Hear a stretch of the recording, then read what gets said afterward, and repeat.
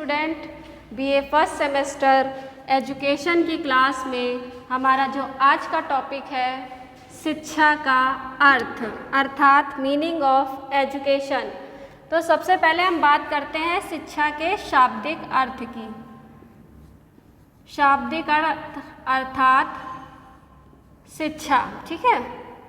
तो शिक्षा की हमारा संस्कृत भाषा की शिक्ष धातु में किससे शिक्षा शब्द की उत्पत्ति कहाँ से हुई है?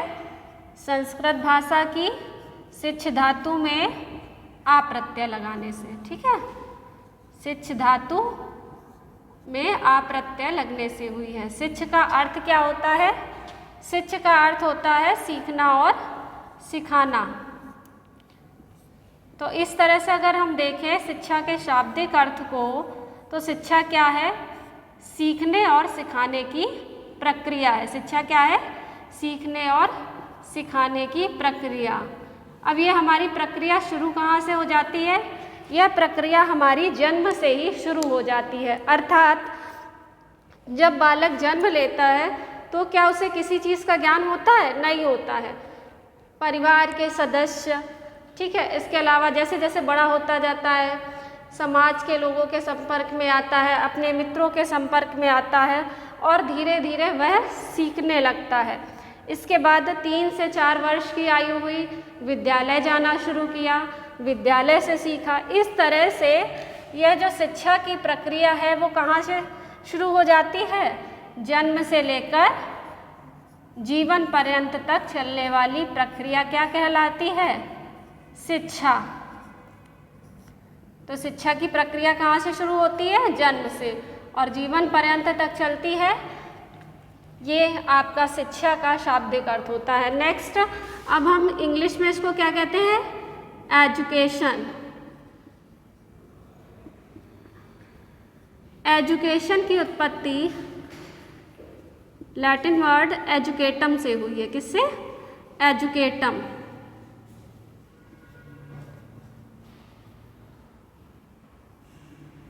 एजुकेटम इसी भाषा के 2 शब्द ई और ड्यूको से मिलकर बना है।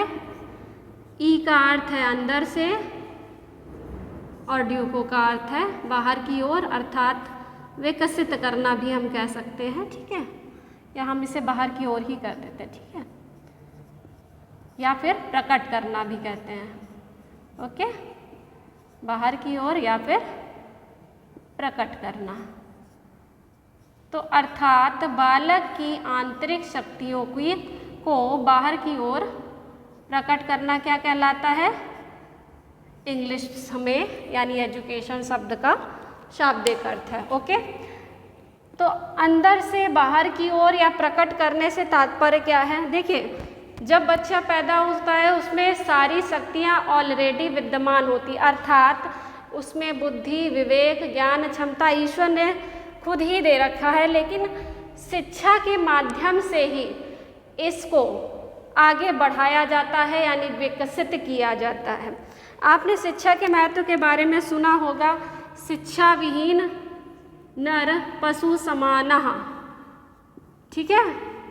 शिक्षा विहीन नर पशु समानः, अर्थात शिक्षा के बिना व्यक्ति किसके समान है? पशु के समान है। अगर पशुओं और हम में तुलना की बात करें तो वो जो फर्क आता है वो क्या आता है? शिक्षा का। शिक्षा के द्वारा ही हम जो है एक सामाजिक प्राणी बनते हैं, और यही एक अंतर होता है पशुओं में और हम में। इसलिए शिक्षा के महत्व को हम इससे जान सकते हैं। जब बालक जन्म लेता है तो उसको भी किसी चीज़ का ज्ञान नहीं होता है, वो हर अपनी भावनाओं को किसके माध्यम से व्यक्त करता है? रोने के माध्यम से। लेकिन धीरे धीरे शिक्षा के माध्यम से ही जो उसकी आंतरिक शक्तियाँ होती हैं वो बाहर की ओर प्रकट होती है, अर्थात उसे हर चीज़ का ज्ञान कराया जाता है। तो ठीक है, ये हो गया शिक्षा का इंग्लिश और हिंदी में शाब्दिक अर्थ, ठीक है। तो इस प्रकार से हम कहें तो शिक्षा क्या है? शिक्षा एक विकास की प्रक्रिया है जो व्यक्ति के जन्म से लेकर जीवन पर्यंत तक चलने वाली प्रक्रिया है। शिक्षा के द्वारा ही मानव का विकास होता है और वह एक कुशल या योग्य नागरिक भी बनता है। अब ये क्वेश्चन वैसे बच्चों बहुत इम्पॉर्टेंट है, इसमें अब बात कर लेते हैं परिभाषा की। 99% या यूँ कह लें कि इसमें क्वेश्चन आता ही आता है, 100% आप मान सकते हैं कि इससे रिलेटेड आपका क्वेश्चन आ ही जाता है, चाहे वो शॉर्ट में आए या फिर लॉन्ग में आए। तो पहली परिभाषा हमारी बनती है अरस्तू के अनुसार। बहुत ही सिंपल सी डेफिनेशन है, इसलिए मैं बता रही हूँ, परिभाषाएं और भी है।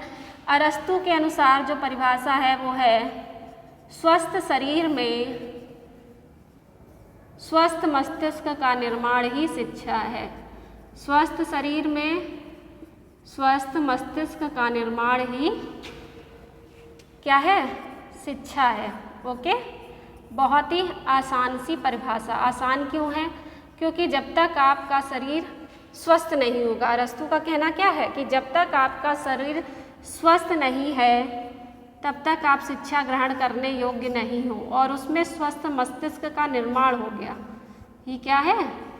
शिक्षा है। ओके, नेक्स्ट आपकी परिभाषा आती है एक गांधी जी के अनुसार, जो पहले एग्जाम में पूछी जा चुकी है, और या यूँ कहा गया है कि इनका परिभाषा का अर्थ प्रकट करिए, ठीक है, या इनके अर्थ को समझाइए। वो गांधी जी की परिभाषा क्या है? गांधी जी की परिभाषा है, शिक्षा से मेरा अभिप्राय बालक और मनुष्य के शरीर, मन तथा आत्मा के सर्वोत्तम एवं सर्वांगीण विकास से है। अर्थात अगर बालक का या मनुष्य का शरीर, मन और आत्मा का सबसे अच्छा और पूरा होल डेवलपमेंट जिसे हम कहते हैं, अर्थात पूरे व्यक्तित्व का निर्माण अच्छे से हो जाता है, वही वास्तव में सच्ची शिक्षा है, अर्थात सही शिक्षा है। ओके, आज का जो हमारा ये टॉपिक है ये कंप्लीट होता है। मिलते हैं नेक्स्ट लेक्चर में नए टॉपिक के साथ। Okay student, thank you.